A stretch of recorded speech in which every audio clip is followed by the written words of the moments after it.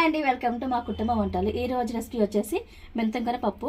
నేను ఒక గ్లాస్ పప్పు తీసుకుంటున్నానండి. ఈ పప్పుని బాగా కడుక్కోవాలి. ఫస్ట్ ఒక గ్లాస్ పప్పుకి 2 గ్లాస్ వాటర్ వేసుకోవాలి. ఒక గ్లాస్ పప్పుకి 3 గ్లాస్ నేను వాటర్ వేసుకున్నానండి. ఇప్పుడు మెంతంకూర వేస్తున్నాను, ఒక కట్ట.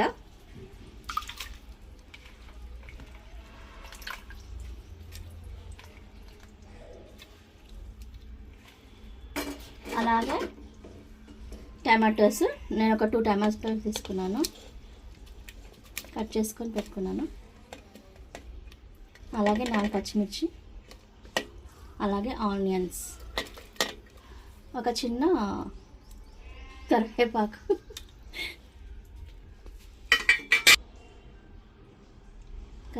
కొంచెం నూనె వేసుకోవాలి, కొంచెం అల్లం వెల్లుల్లి పేస్ట్, ఒక స్పూన్,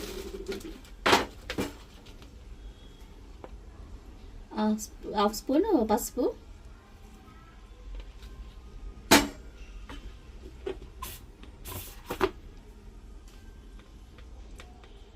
ఒక స్పూన్ కారం. అది మీ కారం మీరు ఎంత తింటారో అంత వేసుకోండి.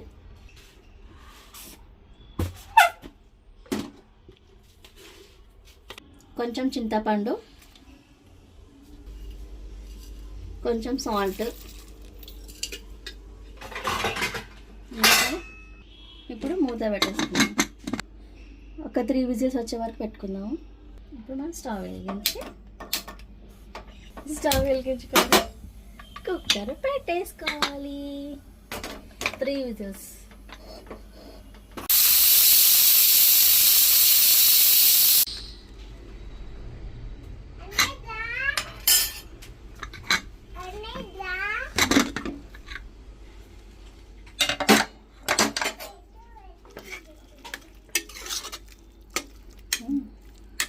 బాగా ఉడికిపోయింది. ఇది మనం ఎప్పుడు పప్పు చేసుకున్నా కూడా మనం పప్పుని ఒక 1 అవర్ 2 అవర్ నానబెట్టుకుంటే మంచిది. అలా నానబెట్టుకోవడం వల్ల మనకి ఎలాంటి గ్యాస్ట్రిక్ ప్రాబ్లమ్స్ రాకుండా ఉంటుంది. పప్పు చూడండి ఎంత మెత్తగా ఉడికిందో. 3 విజిల్స్ పెట్టాను నేను, ఇట్లా మెత్తగా ఉడికింది మా పప్పు. ఇప్పుడు మన పప్పుని పోపు వేసుకుందాం. స్టవ్ వెలిగిస్తాం. ఇప్పుడు 2 స్పూన్స్ ఆయిల్ వేసుకోవాలి. స్పూన్ ఆవాలు, 1 స్పూన్ జీలకర్ర, కొన్ని మెంతులు, ఎండుమిర్చి,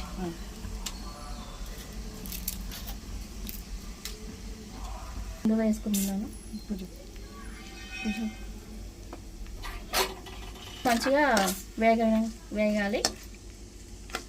పోపు వేగి ఇలా మంచిగా వేగిన తర్వాత కొంచెం ఇంగువ వేసుకోవాలి.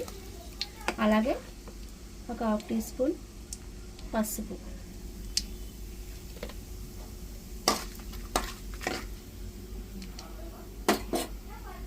ఇందులో వేసుకుందాము. పోపు బయటకు వెళ్ళకుండా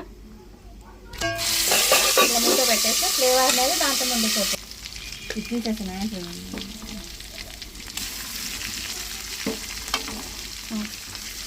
యాడ్ చేసుకోవాలి. కొన్ని వాటర్ యాడ్ చేశాను నేను.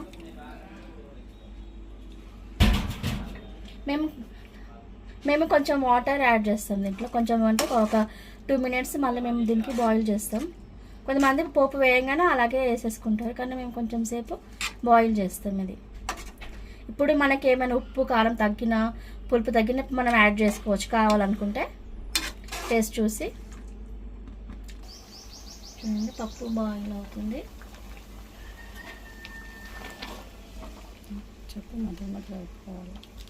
ఇంకా కొంచెం సేపు చిక్కబడాలి. ఆయిల్ కొంచెం పైకి వస్తే టేస్ట్ బాగుంటుంది. మేమైతే ఇలాగే చేసుకుంటామండి పప్పు. ఇంకొంచెం థిక్నెస్ రావాలి. ఇప్పుడు చూద్దామండి. చూసారా ఇలా ఆయిల్ తేలింది. పప్పు రెడీ అయిపోయింది. దీన్ని సర్వింగ్ బౌల్లో సర్వ్ చేసుకుందాం.